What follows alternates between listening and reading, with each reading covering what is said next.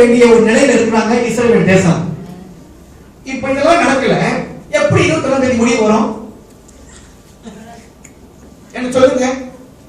21ஆம் தேதி முடிந்தது அப்படின்னா அப்ப இதெல்லாம் யார் செய்வா? அவங்க அப்பாவா? இதெல்லாம் யார் செய்யுது? Come on, damn funny. நல்லா கீழே குனிஞ்சிட்டே காலை தூக்கி வச்சிருக்கணும். Such a funny people. வாழ்றதை விட்டு போட்டு சாகத்தை பத்தி பேசிட்டு இருக்காங்க நிறைய சமயம். ஆண்டவர் நம்மை வாழ வைக்க அழைத்தார். Please Christians don't talk about உலகம் அழிஞ்சிரும். Please Christians, please don't talk about end of the world. Don't talk about the end. God knows how to end His word. Yes. Why so busybody and preaching all kind of nonsense? Build up people. Yes.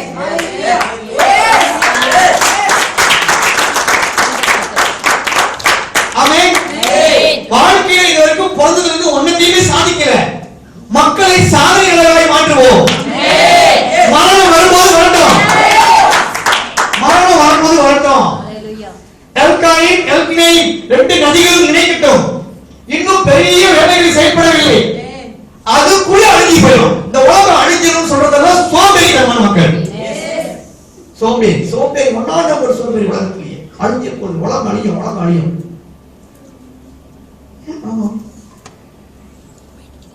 என்னுடைய ராஜ்யம் வரப்போகுது. சரியான ஆவிப்பட்டவர்கள் என்ன பேசுவாங்க தெரியுமா? ஏசு என்ன செஞ்சாரு? உள்ளுக்கு வந்து இறங்கி வந்தோடனே என்ன பிரசன்ட் பண்ணாரு? இதோ உலகம் அழிய போகிறது அப்படியே சொன்னாரு. நோ, மத்தேயு 24ஆம் அதிகாரத்துல ஆண்டவர் உலக அழிவை பற்றி பேசவில்லை. மத்தேயு 24ஆம் அதிகாரத்துல ஆண்டவர் தன்னுடைய ராஜ்யத்தை குறித்து பேசுகிறார்.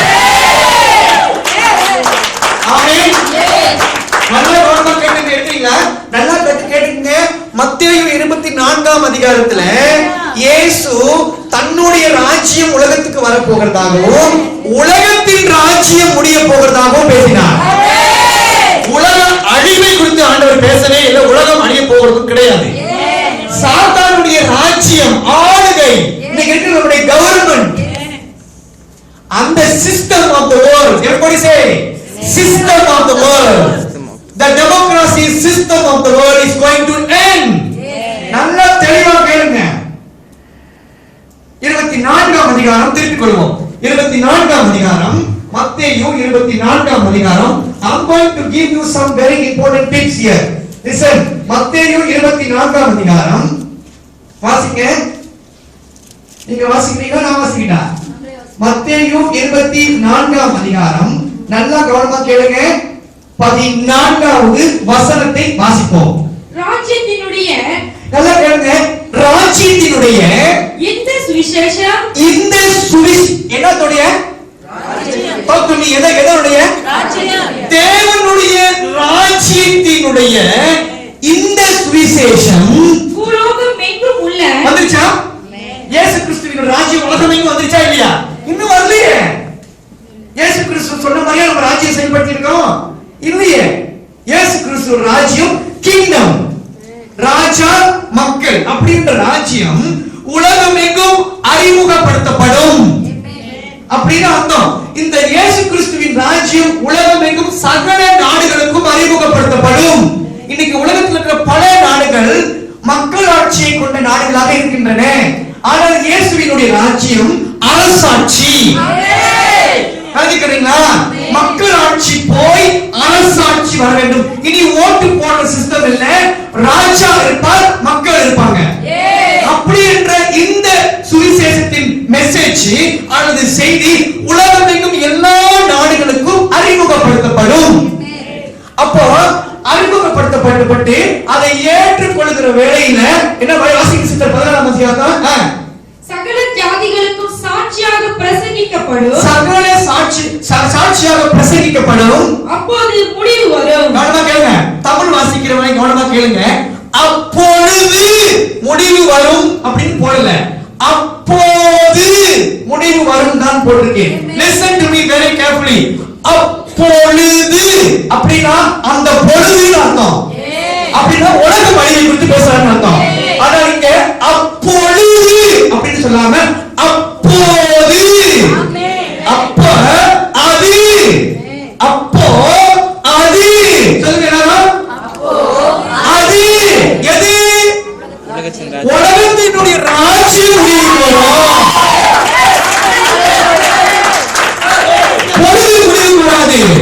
இந்த பொழுது முடிந்து அடுத்து பார்க்காமல் போவதுதான் உலக முடிவு. பொழுது பாட்டு விடிஞ்சு பொழுது விடிஞ்சு பொழுது விடிஞ்சு பொழுது விடிஞ்சு சாயங்காலமும் விடிய காலமும் ஆகி நாட்கள் ஆகிக்கொண்டுதான் இருக்கும். பொழுது ஒருபோதும் அழிய போவதில்லை. ஆனால் அது எது? ஆண்டவருக்கு விரோதமான ராஜ்யம், அந்த சாத்தானுடைய ராஜ்யம் ஒரு முடிவுக்கு வரும். ஆமென். அதுதான் வெளிப்படுத்தின விசேஷத்தில் வாசிக்கிறோம். இதோ மனுஷனிடத்தில் தேவனுடைய வாசஸ்தலமாக இருக்கிறது. ஹல்லேலூயா. மனுஷனிடத்தில் தேவனுடைய வாசஸ்தலமாக இருக்கிற புதிய எருசலேம் வானத்திலிருந்து கீழே இறங்கி வரக்கட்டே. இங்கெல்லாம் நீங்களும் மேல போட்டு ரெடி பண்ணிட்டு இருக்கீங்க. Nobody going to up. Kingdom of God is going to down. யார் பரலோகத்துக்கு போக போறீங்க? Who want to go to heaven? Please read Bible carefully. Nobody going to heaven. Because the heaven is going to down. இந்த message சொல்றதா ஆண்டவர் இயேசு உலகத்துக்கு வந்தார். இந்த மெசேஜ் சொல்றதா இயேசு உலகத்துக்கு வந்தார். இயேசு கிறிஸ்துவோட முதல் பிரசங்கம் மத்தேயு 4:17 என்ன சொல்றாரு? பரலோக ராஜ்யம் கீழே சமீபமா வந்துருக்கு. அதனால மனம் திரும்புங்கள். மனம் திரும்புங்கள் என்று எழுதப்பட்டிருப்பது பாவத்திலிருந்து மனம் திரும்புதல் அல்ல, திரும்பி வந்த இடத்திற்கு உங்கள் சிந்தனையை திருப்புங்கள். Look back where you come from. எத்தனை பேசி விளங்குறீங்க? சூரியன் 3 நாள் அந்தகாரப்படும், உலகம் எங்கும் இருந்து போயிடும். இருந்து போனா போட்டோம், இருட்டு போனா போட்டோம். இப்ப என்ன? Why you so worried about sun? நல்லா கண்மக்களுங்க, ஆண்டவருடைய தீர்மானங்களையும் நியமங்களையும் ஒழுங்காய் உலகத்தில் நிறைவேற்றாதவர்கள் நாம் தான். ஆனால் இயற்கைகள் எல்லாம் ஆண்டவருடைய தீர்மானங்களையும் எல்லா விதமான கட்டளைகளையும் சரியாக நிறைவேற்றிக் கொண்டிருக்கிறார். You don't need to worry. No sun will turn black. Don't worry. அப்படி சும்மா எடுத்துக்க வேண்டாம். பைபிளை கேர்ஃபுல்லா வாசிங்க. இயேசு கிறிஸ்து யோவான் ஸ்நானகன் அதான் பிரசங்கம் பண்றாரு. என்ன பிரசங்கம் பண்றாருன்னா, இதோ பரலோக ராஜ்யம் சமீபமா இருக்கிறது. நீங்க எல்லாம் பரலோக ராஜ்யம் சமீபமா இருக்கீங்க சொன்னாரு? இல்ல, பரலோக ராஜ்யம் கீழே வரதுக்கு ரெடியா இருக்குன்னு சொல்றாரு. அதுதான் இந்த ஒரு வசனத்தோட அர்த்தம். The kingdom of God is coming near towards the earth. இந்த கீழே இறங்கிட்டு இருக்கு தேவனோட ராஜ்யம். நீங்க எல்லாம் மேல போயிட்டு இருக்கீங்க. என்ன பேசுறது சொல்ல மாட்டீங்க? Please change your mind. Come on. அந்த மாதிரி போதனைகள் வந்து வெளியே வந்து உங்களுடைய இருதயத்தையும் சிந்தனையும் தடப்படுத்திக் கொள்ளுங்க. ஆமென். நான் மகத்துவமான தேவ ராஜ்யத்தை கீழே இறங்குவதற்கு நான் கர்த்தரை தெரிந்து கொண்டிருக்கிறேன். எத்தனை பேர் ஆமென் சொல்றீங்க? ஆமா. பரலோகமே அப்படின்னா என்னது? பரலோகம் என்றால் தேவனுடைய ராஜ்யம். பரலோகமே என் சொந்தமே என்று காண்பேனோ அப்படின்னா அதோட நிப்பாட்டிடுவாங்க பாட்டை. மேல போறதுன்னு நினைச்சிருக்காங்க. இல்ல, அடுத்த சரணத்தை சொல்றாரு, என் நேசரே சுவை என்று காண்பேனோ. என்னைக்கு இயேசு கிறிஸ்துவை நான் பார்க்கிறேனோ தேவன் ராஜ்யத்தை பார்க்கிறேன், பரலோகத்தை பார்க்கிறேன்.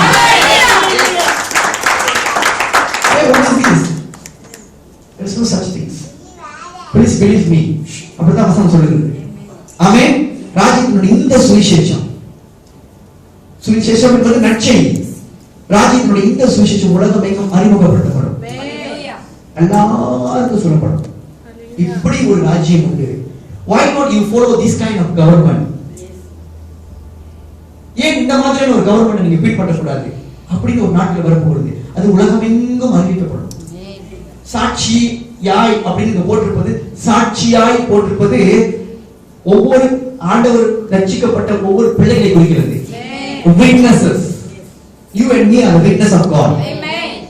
Hallelujah. You and me are true Jehovah witness. Yes. Understand பண்றீங்களா? You and me are truly God's witness. Jehovah தேவனுடைய சாட்சிகள் உண்மையாகவே நாம் தான். ஏன் தெரியுமா? யாரு உண்மையாக அவருடைய சாட்சிகள் என்றால் அவருடைய ராஜ்யத்தை வெளிப்படுத்துகிறவர். There is a kingdom of God. அதை பின்பற்றீங்களா? இப்ப உதாரணம் நான் கேட்கிறேன், நல்லா கவனமா கேளுங்க. உதாரணம் நான் கேட்கிறேன், இந்தியாவுக்கு போயிட்டு வந்தவங்க எல்லாம் இங்க வந்து என்ன சொல்றாங்க? இந்தியா அப்படி இருந்துச்சு, இந்தியா இப்படி இருந்துச்சு, இந்தியா அப்படி இருந்துச்சு, இந்தியா வந்து நம்ம அந்த மாதிரி பார்த்தோம், இந்த மாதிரி பார்த்தோம், அப்படிதான் சொல்றோம். ஹலோ, அப்படிதான் சொல்றோம். யாராவது மன்மோகன் சிங் பத்தி பேசுறீங்களா? இந்தியாவுக்கு போனேன், இந்தியாவோட பிரைம் மினிஸ்டர் மன்மோகன் சிங், அவர் அழகா இருப்பாரு, அவர் இப்படி இருப்பாரு, அவர் அப்படி இருப்பாரு.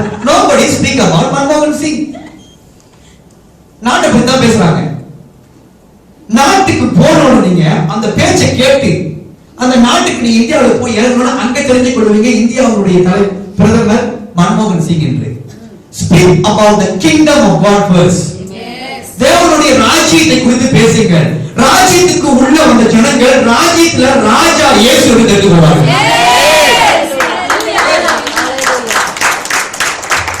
ஹalleluya. அப்போஸ்தலர் கடைசி அதிகாரம், going to finish. அப்போஸ்தலர் கடைசி அதிகாரம் 28ஆம் அதிகாரமா? அப்போஸ்தலர் கடைசி அதிகாரம் 28ஆம் அதிகாரம். கடைசி வசனம் வாசிங்க. பவுல் என்ன பிரசங்கம் பண்ணாரு பாப்போம். மிகுந்த தைரியத்துடனே தடை இல்லாமல் தேவனுடைய ராஜ்யத்தை குறித்து பிரசங்கித்து கர்த்தராகிய இயேசு கிறிஸ்துவை பற்றிய விசேஷங்களை உபதேசித்துக் கொண்டிருந்தான்.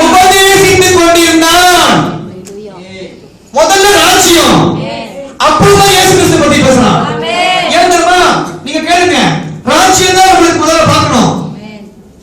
அந்த ராஜ்யம் எப்படிப்பட்டது என்று நீங்க தெரிந்து கொண்டால் அந்த ராஜ்யத்தை உண்டாக்கினவர் இயேசு என்பதை ஜனங்கள் அறிந்து கொள்வார்கள். ஹalleluya சொல்ல மாட்டீங்க? ஆமா.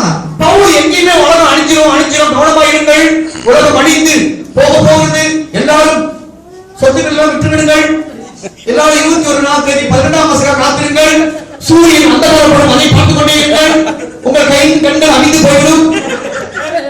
பவுல் அப்படிலாம் பிரசங்கம் பண்ணல. Paul speaking about the kingdom of God. When Paul speak about the kingdom of God, people automatically know the kingdom is belong to King Jesus Christ. Our church, number 7, speaking about the kingdom of God. Amen.